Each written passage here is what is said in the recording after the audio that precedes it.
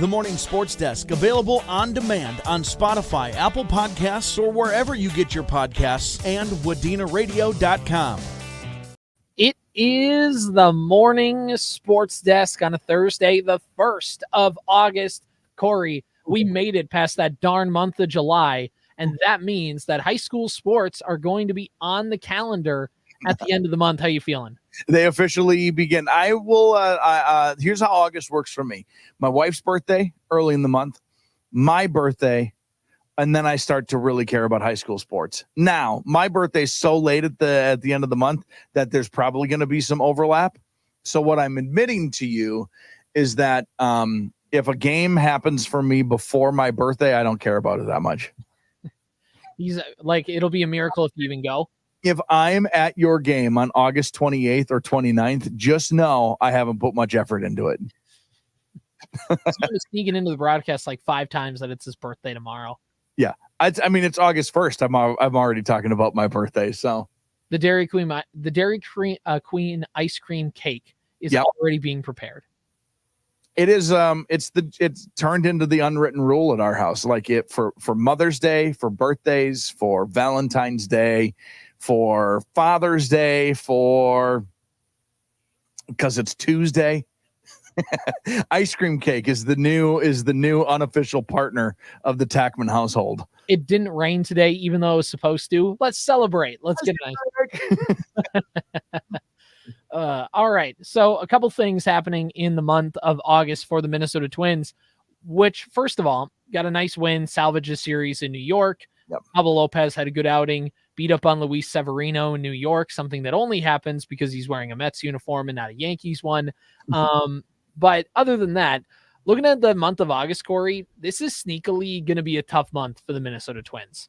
I'm just going to read you their schedule, and we'll make some inferences after that. So the first 3 games of the Twins schedule in August, they're off today. But then they have a 3-game series at home against the Chicago White Sox. Nice. Then they play in Chicago at Wrigley against the Cubs, who are in last place in the NL Central. Huge. Then you have 4 games at home, originally a 3-game series, but it's a makeup game from that one that got rained out in April. That's right. A 4-game series, which includes a doubleheader on the Saturday at home against the Gardos. You then keep the homestand going with 3 against the Kansas City Royals, who you are competing with, like virtually tied for in the division and wild card standings. Then you have a 4-game series at Texas against the Rangers, who are still competing for a wild card spot. Then you keep your West road trip going out to California, where you take on a 3-game set with the San Diego Padres, who are very much alive in the NL wild card race. Then you come back home for 2 series against the National League teams, both competing in their respective division and wild card races, with 3 at home against the Cardinals and 3 at home against the Atlanta Braves. You then have an off day. You go into a 3-game series against Toronto, the final game of which is on Sunday, September 1st. So, okay. Corey, that's a tough month, wouldn't you say? Yeah, you get through the White Sox, you get through the Cubs, and it's like 3 or 4 weeks of make or break kind of series. I mean, we're in August now, so we are to that point where things where it does finally start to ramp up. It feels that way anyway. I will say this: there is time to make a run after the Chicagos, after you play the Chicagos. But if you go 2-4, that's going to be a problem, because it's already, what are they, 6 games back of Cleveland right now? But you got a chance to gain it back with 7 games left in this season with Cleveland. You're still within that margin where if you just sweep Cleveland, and everything else stays the same, you're winning the division. But they got to perform well against the Chicagos. Chicago's doing everything they can. Whatever Oakland was doing, the White Sox are like, hold my beer. You think you're incompetent? We're incompetent. We're actually the ones who are going to move to Vegas. Like it's just a mess. You have to sweep the White Sox. How about that? That I say all of that to say the most important series for the Twins is the next one. That's they're 5.5, 6 games back, whatever the number is. So just go ahead and beat the bananas out of the White Sox and then figure out what to do against the Cubs next. Yeah. I mean, this is the thing. And I've said this to people when talking about the Twins. You can't really ever bank on a sweep because like it's unfair in baseball. Like beating a team 3 times in a row is hard. You never want to, like, even no matter how good a team is or how bad a team is, getting a sweep is a lot harder than it looks. Mm-hmm. That being said, Corey, I'm going to give you a number. Just over under. The Chicago White Sox are currently on a 15-game losing streak. Okay. True or false? Over under. What do you got? Anything like, is that information accurate? Okay. So whatever the answer is, and I don't know the answer to this, but I have another losing streak anecdote for you about the White Sox. Okay. That is the 2 longest losing streaks in White Sox franchise history have happened this year. They broke the record for a losing streak once this year and then broke it again this year. Who says they're not making things happen out there? I will say because of that additional anecdote, I'll say under. I'll say it's a 14-game losing streak. Corey, the Chicago White Sox are currently on a 17-game losing streak. So they might be that might be the 3rd time this year, or maybe this is the 2nd time. I don't know. They have not won a game since before the All-Star break. Right. That feels like a long time ago, doesn't it? It does. It's really, really, really bad. So again, you can't, if the Twins don't sweep, if they win 2 out of 3, I'm not going to be like, what are they doing? They let one drop, because whatever. They swept the White Sox a couple other times this year, and they would have. They're clearly due. This is their final time playing the White Sox this season, Corey. And if the Twins won 2 out of 3, they'd have only lost 2 games all year against the White Sox. So do you remember last season, the beginning of last season, like maybe the first game of the year where there was just like a squibber back up the middle and the guy just jogged down to first base? Do you remember that? That was the start of the season a year ago. Like Eloy Jimenez, or it was Luis Robert. I think it was Eloy. I think it was Jimenez. It was really bad and a really bad look. And that has been entirely indicative of the White Sox for now over a season and a half of baseball. It's not just that their team is bad. I think Pedro Grifol, their manager, I think he's also bad. Like, I think like that happened. And I think allowing that to happen and then how he handled it, which was like, I think not grossly overcorrecting, but probably overcorrected too much in what was his first season with the team. Just like they picked the wrong guy to be the manager to replace. Who would have thought the White Sox fans are clamoring for Tony La Russa to come back and manage this team in 2024? You remember when Ozzie Guillen was no longer the coach and it was like, finally we get rid of that guy. He was annoying.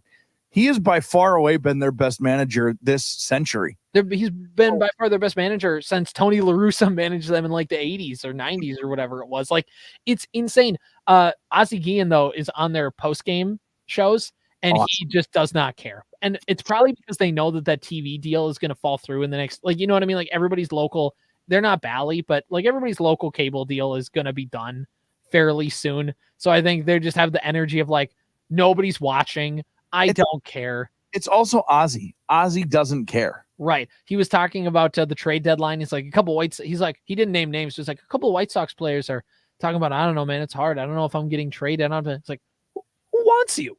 Who wants you? Like, they had him and like their studio guy just crawling on the floor one time after a loss. That's an actual thing that happened. Remember how we often describe Jake Cave as a 4A baseball player? Right. That's what Chicago is, an entire team of 4A players. Right. And that was intentional, by the way. Mm-hmm. Like, they are trying to rebuild. I get it. But they're going to be they're going to have one of the worst seasons in Major League history, Corey. And they are going to get no better than the 10th overall draft pick. No, it's awesome. So what are you tanking this bad for? Couldn't happen to a better franchise. Oh, my goodness. Again, Twins fans, I hear you. Poll ads aren't great. Can always be worse. Could be a Reinsdorf. You could be a Reinsdorf. They won the World Series in 05, Corey. Their owner, the very first thing he says, buy Bulls tickets. I can't get over that. Like, go watch Zach Levine. Yeah. Thank you. Wow, that's won the World Series for the first time in like 100 years. What do you have to say? Go buy tickets for an NBA team, please. Mm-hmm. Anyway, the White Sox are bad. Well, there's one last thing because I found this astounding. I don't know if this is accurate or not, but you ever see that Jay Kuda profile on social media? He's a White Sox fan. He posts a lot of like the really dumb graphics where it's like how far each team away is from like a local rock or something like that, and it's like a bunch of those dumb graphics. Yeah. Yes. Okay. Yeah. This one, I want this one to be true so bad. So Pedro Grifol, the manager of the Chicago White Sox, through his first 300 career games as a manager, is going to have like a winning percentage below 250 or something along those, or like right now. Yes, 240. Like it's going to be an insanely. He has the lowest winning percentage through his first 2 seasons as manager since a man, and I don't know his name, but he managed the Phillies, and it was Dr. something. And the reason they call him Dr. something was because it was World War II and everybody was off at war, so they had a dentist managing the Phillies. Oh, amazing. And that's how good this guy has been. If the Rockies win tonight, yes, or today, the Rockies will get their 40th win. They're last in the National League West. Okay. National League. They're the second worst record in baseball. Okay. So they could get to their 40th win as the second worst team in baseball. The White Sox have 27 wins. They're every team is going to get to 40 wins before Chicago gets to 30. We talk about how big of a dumpster fire, and the Marlins only have 40 wins. We talk about them and the Rockies, but nothing compares to what the White Sox have been. So go beat up on them. But this is the other thing too.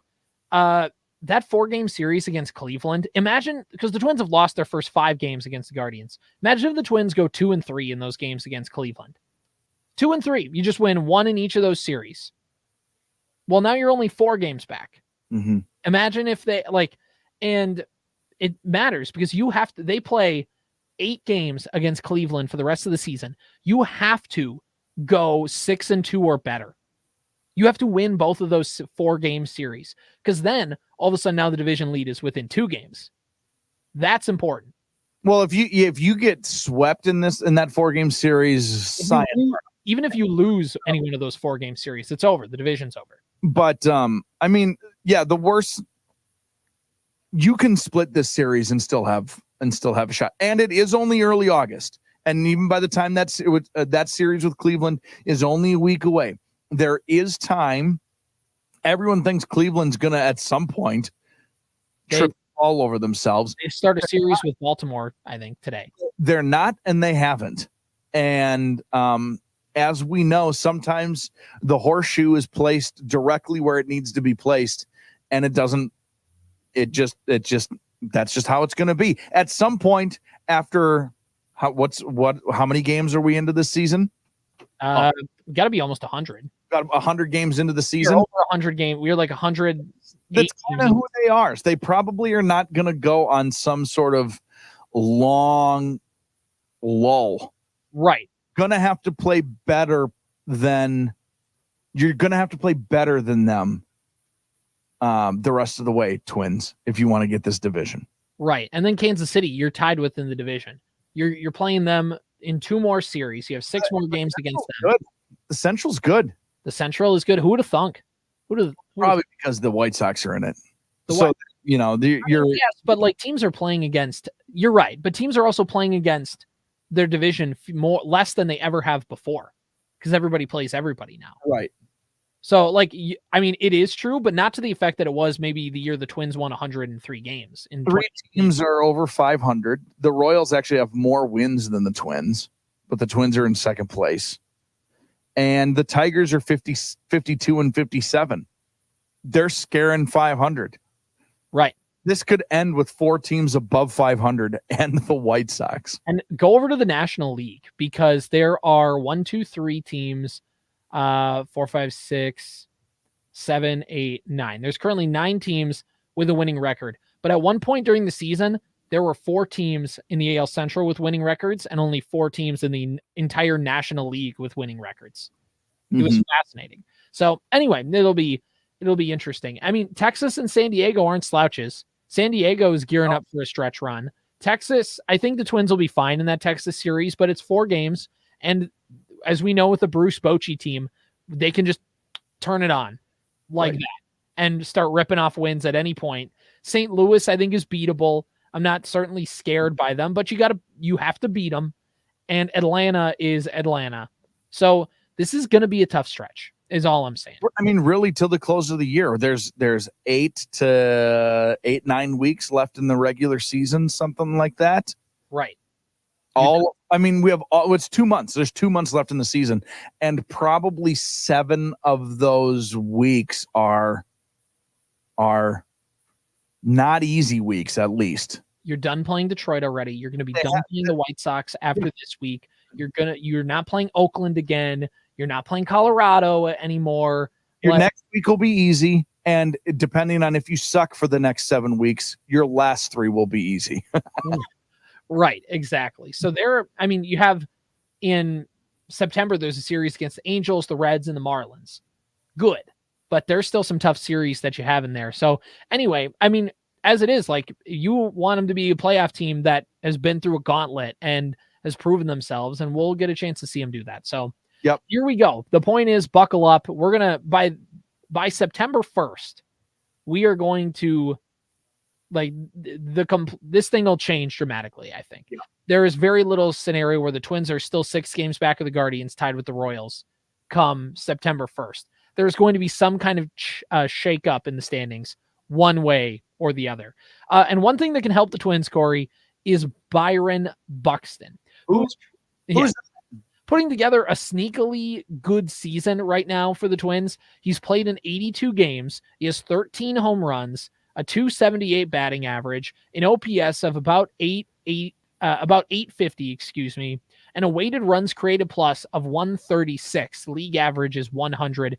His Fangraphs WAR is 2.8. So overall, like, if you just looked at those back of the baseball card numbers, you flipped it over, and you hadn't watched any of Byron Buxton this season, Corey, would you be happy with that level of production?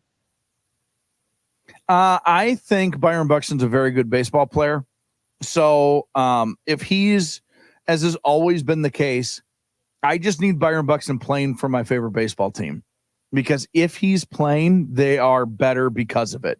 Right. So, are you asking me if yes, of course. Of course I'm happy with that.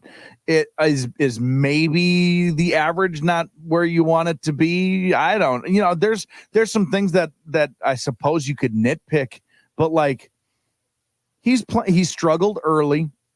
He got injured early.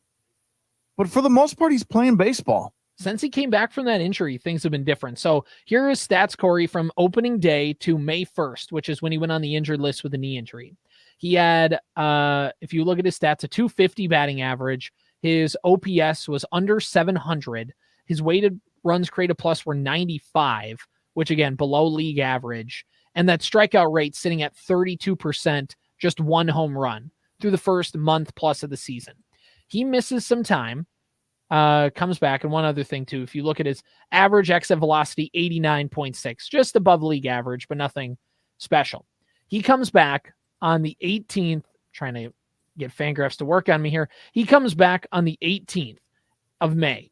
And from that point on, if you look at his season, he has, from that point on, a .291 batting average, a weighted runs created plus of 155. His exit velocity average is at 92.5 miles an hour off the bat, and his strikeout rate went from 32.5% down to 25%. Since he's came back from the injured list, he's been a much, much better player and been the Byron Buxton that we want to see.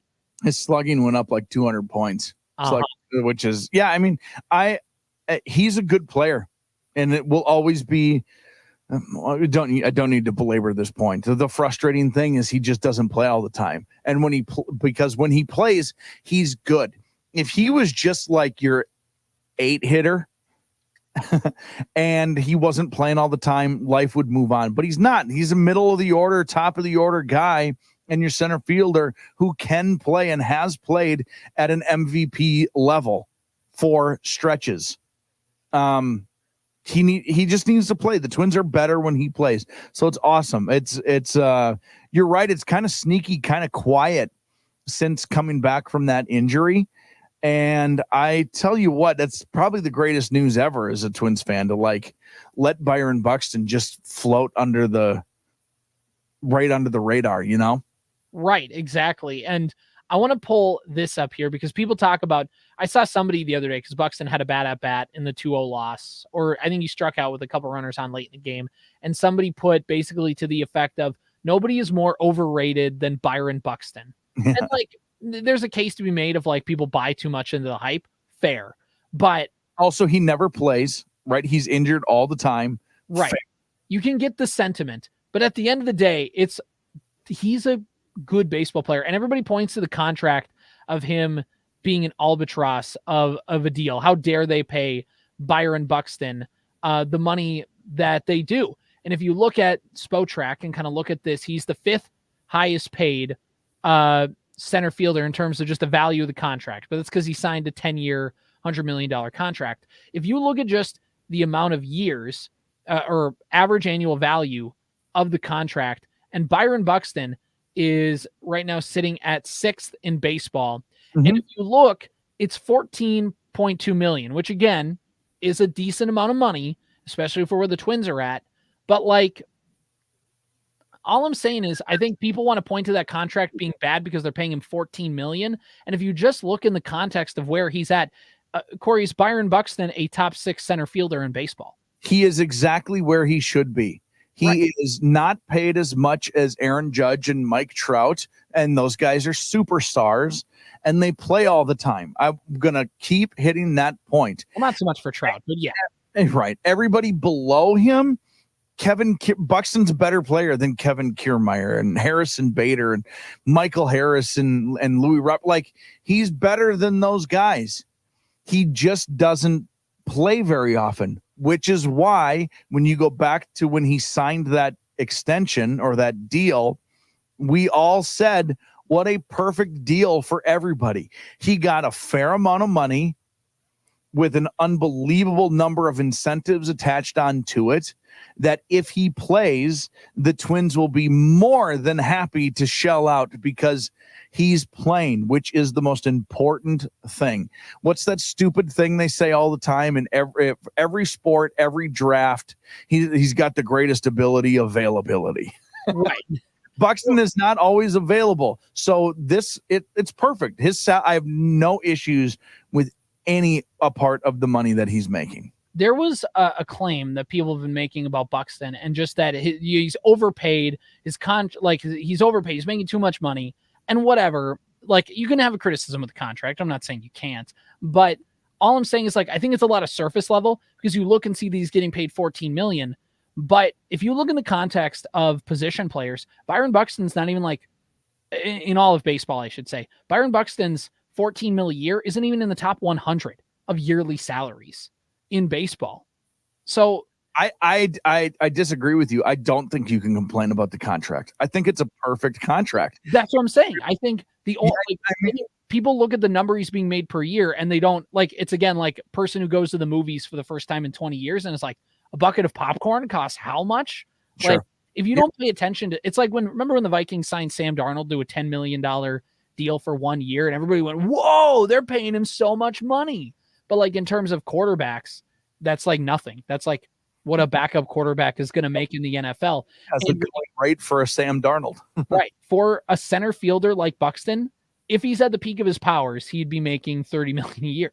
Like, he'd be making 25 plus million. If he was at the peak of he's getting paid what he needs to be paid. If he was playing all the time and this is what they were paying him, he'd be vastly underpaid. Right. Which is why they're paying him this X amount with all of these incentives. Mm-hmm. I can't believe he agreed to that deal is the first thing. And but it's like, yeah, when you showed the chart, he fits He's not as big of a name as some of those other names, and not as consistent of a player. I'm not saying ability wise and stats wise. I'm saying on the field on a day-to-day basis. But he is, when he does play, he's better than everyone else who's below him on the list. Like, I have no issue with any of this stuff, and it makes me happy to see that he is playing and he is contributing and he is he's doing Byron Buxton things. And it's not like a 1 week stretch either, which Buxton sometimes has like those, like last year he was hurt a lot and he had like a 1 week stretch where he'd hit like 4 home runs, then he wouldn't hit one for a month. Yeah. But like this is a month. Did it. Miguel Sano would have 2 weeks every single year where it's like, is this guy the greatest player of all time? And then he would be Nick Punto offensively the rest of the time. Nick Punto without any of the Nick Punto contact ability. He'd be all the bad things about Adam Dunn. Right. Exactly. He was post-extension Chris Davis in Baltimore. Bad. Anyway, but like, yeah, exactly. This is an almost 2 month long stretch of Buxton batting .290. That's good. It's really good. It's been very good. And it's coming to time when the Twins need it, because right now Correa is hurt and Lewis is coming back, but still isn't quite, ramped up to Royce Lewis stuff yet. And Brooks Lee is in a little bit of a slump. And the point is the Twins need Byron Buxton to contribute, and he has been contributing. He provided the Twins a lot of offense in their New York Mets series. Their lone run on Monday night came from Buxton doing a nice 2-strike job of just putting the bat out, poking it into center field. Like, he feels like a complete player, not a guy who's hurt, and all he can do is basically just big swing and hope he can make contact. And he's been that player. The one area maybe you can argue is the years, because Buxton signed a 10-year contract. Sure. So but also, I don't know, the contract, no matter, even if he was playing great in year 8, 9, 10, we are always going to go, yeesh, that contract's getting a little annoying. But right now, who cares? I think is the point to be made. All right, Corey, one last thing, and then we'll wrap up the show. Which is too much money to pay a DH, but right. When he won't get all of those incentives then, and then the money starts to make more sense. Right, exactly. It's when people go like, I saw somebody make the case about Buxton, because I said that Byron Buxton makes less money than Brandon Nimmo of the Mets. Like, what are we talking about here? Somebody's like, well, we've been sold a bill of false goods with Buxton by the Twins. I'm like, I mean, maybe as a prospect you can feel that way, but I think the Twins also kind of understood where Byron Buxton was at, because they offered him a heavy incentive deal. It's what you've talked about for years, Corey. This is just a smart contract on both sides. If the Twins thought Byron Buxton was going to magically get healthy, they would have just given him a $20+ million a year deal, and Buxton would have signed that immediately. Of course he would have. Right. The Twins understood who Buxton is, and Buxton understood who he is. And it's unbelievable self-awareness on his part. On both teams' parts, just to figure teams know and are on an underserved who a guy is. It's their job, right? That's kind of their job, which is annoying, but it's true. Players don't ever have this level of self-awareness. Right. And in turn, Buxton got 10 years of financial security. Yeah. Nice. Congrats, dude. All right. One last thing, and then we'll call it a show here today, Corey. I want to pull up this graphic that I found, and it's each team's in Major League Baseball's most famous fan. So here we go. I don't know if it's native or if it's just anybody. But here's the most. I don't think it's native, because Larry Fitzgerald is the most famous Arizona Diamondbacks fan. Which kind of makes sense, because have you met a famous person or heard of a famous person who is an Arizona Diamondbacks fan? I can't even name an Arizona Diamondback. Does Jason Kubel still play for them? Oh yeah, I think so. I think that 2013 season really bought him a lot of credibility. Eduardo Escobar still plays for them, right? Probably. Yeah. Elton John, the most famous Braves fan. Yeah, that would make sense. Elton John is one of the most famous people of all time. Edward Norton, the most famous Baltimore Orioles fan. Okay. Mark Wahlberg, the most famous Red Sox fan, which Matt Damon and Ben Affleck are somewhere seething right now. Yeah, that's a little. There's a lot of very famous Red Sox fans. A lot of them. Bill Murray, the most famous Cubs fan. I think we got that down pat. Yeah.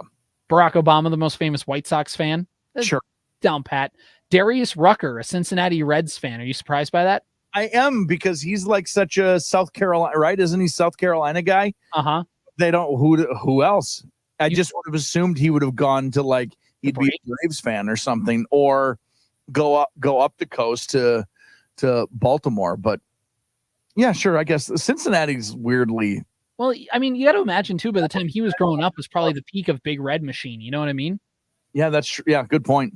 So like, I wonder if that played into it. But like, if you're in coastal South Carolina, which I think is where he's from, then yeah. But if you're like Western South Carolina, that's sneakily close to Southern Ohio and Kentucky. And I worked with a guy from Cincinnati when I was in Montana, and he had a Southern accent, and I was blown away. I'm like, "Aren't you from Ohio?"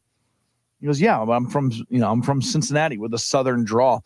And that's when I learned more geography, that right across the river is Kentucky, and who from Kentucky doesn't have a Southern accent, doesn't have some kind of Appalachian drawl. Cincinnati is in Kentucky. It is. It's like it basically is just right across from Kentucky. Because I used to work with somebody at the TV station who's now is a meteorologist for a TV station in Louisville.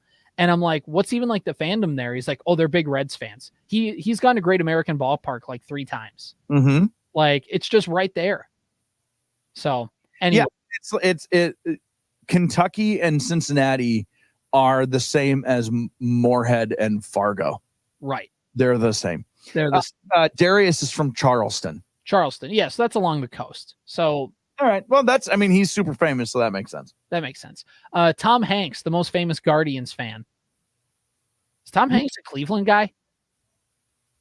I guess so.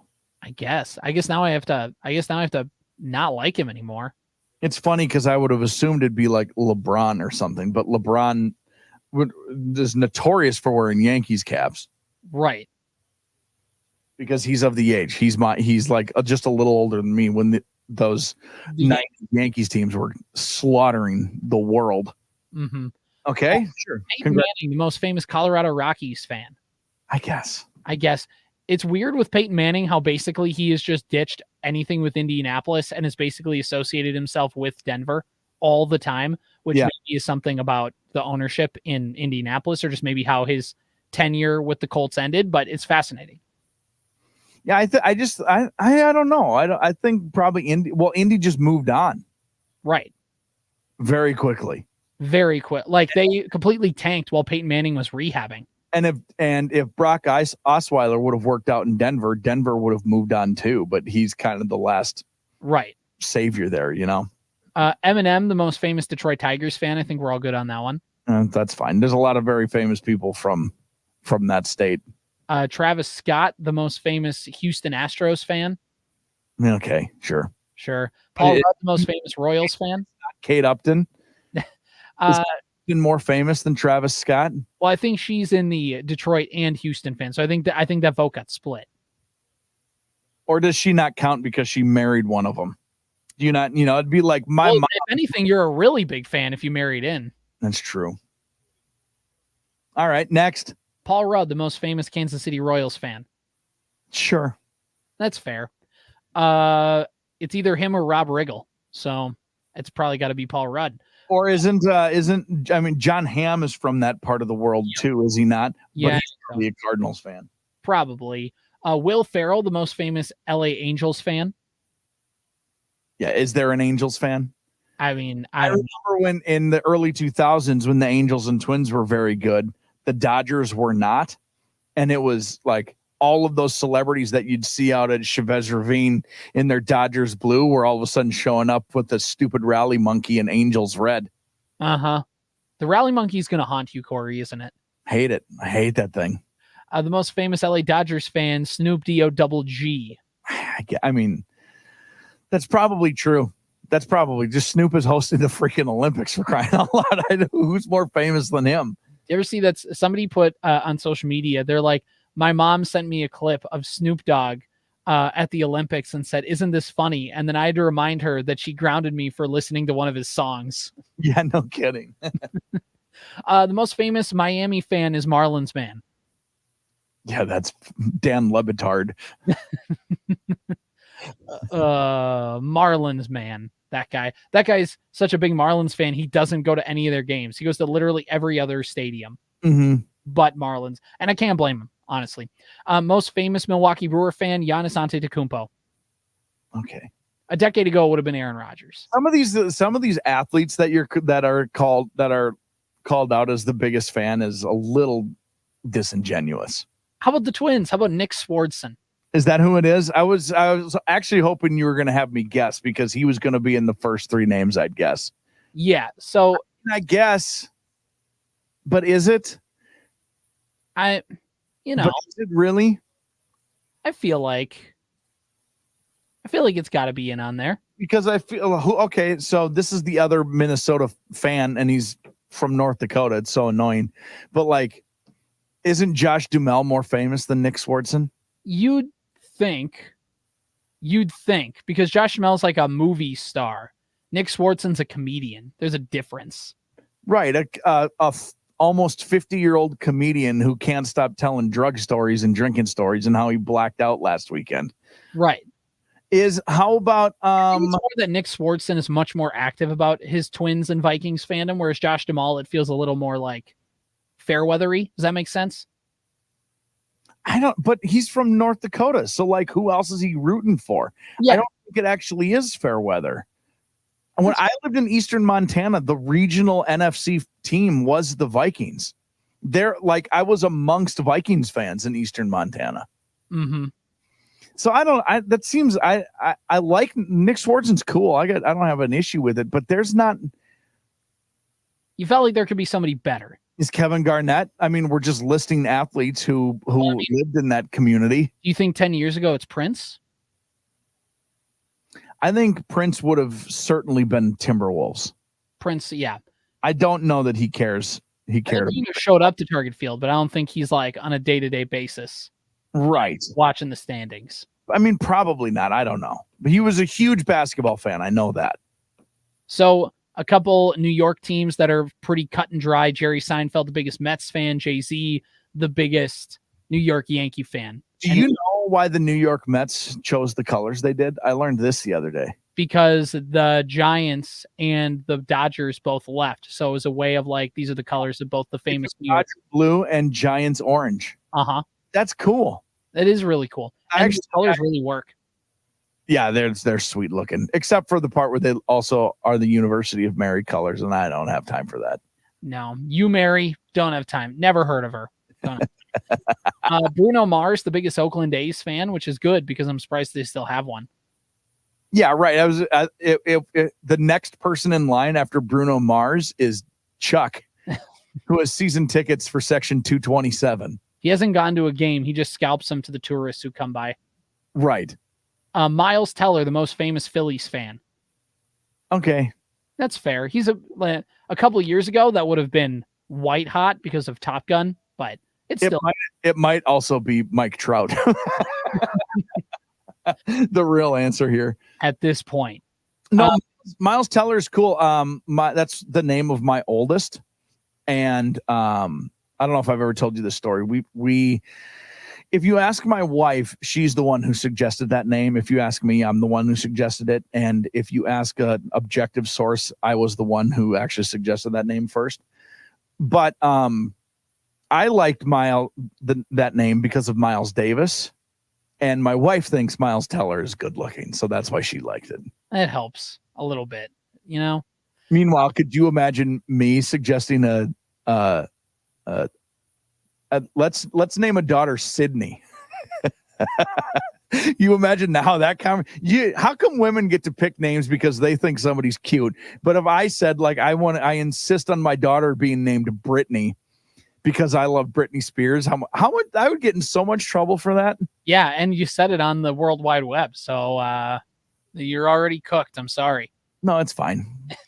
We're long past that. We're long past that. Michael Keaton, the most famous Pittsburgh Pirates fan. Probably. Tony Hawk, the most famous San Diego Padres fan. Probably. Bill Nye the Science Guy, the most famous Seattle Mariners fan. That can't be true. The guy Pearl Jam, Eddie Vedder, is not a Mariners fan? Apparently not. Eddie Vedder's, I love Bill Nye. He's cool, whatever. I grew up on that show. Yep, it's Pearl Jam. You'd think. Not according to whoever made this list. Brooksgate, I think. Joe Montana, the most famous San Francisco Giants fan. There's got to be somebody better, right? There's no way that's true. It's San Francisco. Mark Zuckerberg. Like, we're talking about tech. This list stinks. Nelly, the most famous Cardinals fan. That one makes sense. I guess, but is he the most? I guess. Dick Vitale, the most famous Rays fan. Yeah. They're awesome. Diaper dandy. I love going to the Trump, baby. George Bush, I think Jr. W. Yeah, that makes sense. But was he like part owner? Does that count? That's a good point. That probably shouldn't count. Well, they'll keep. But he's a former president, so like, who's more famous than a president? Right. You just have to. It overrules. Charlie Sheen, the most famous Toronto Blue Jays fan. That can't be true. And Paula Dean, the most famous Washington Nationals fan. Hey, y'all. Aren't you glad that this list exists? It's not a super impressive list. I don't think without knowing what is actually the correct answer, those feel incorrect. Right. They feel like very bottom of the barrel-y. Or they feel very like, just kind of, you picked the first thing that came. Googled who's from Minnesota. Oh, Nick Swartzen. Okay. A lot of low-hanging fruit, I think. Right. That stuff. Seinfeld with the Mets. Sure. Right. It's like that. There's a few of them that make sense, but almost all of them feel wrong. Paul Rudd with Kansas City, I think, makes sense. Paul Rudd is probably a fair yes. But yeah, there's a few of them that. How about this? Isn't Sudeikis from Kansas City? Yeah, I think he's. Jason Sudeikis is Ted Lasso's more recent than Paul Rudd's done. But Paul Rudd's been famous for longer, I think. Yeah, he was in Friends. He's in Marvel movies. Like, you're right. I mean, I get it. I don't know. It's weird. It's just a weird list. It's a weird. How about homework for tomorrow? You'll come up with the most famous Minnesotan sports fan. I'll just pick. Yeah, I don't know. I don't know who I pick. Josh Duhamel, because that's the first name that came to your mind. I mean, it's got to be, right? You'd think there's a couple actors that you would assume Bob Dylan likes baseball. He's old. You'd think. Like, how is Bob Dylan actually? But he's also a weirdo. Never trust people from the North Shore. He's just a weird musician type, and weird musician types are not super into sports. Believe it or not. This has been the Morning Sports Desk for Thursday, August 1st. The Morning Sports Desk, available on demand on Spotify, Apple Podcasts, or wherever you get your podcasts, and WadenaRadio.com.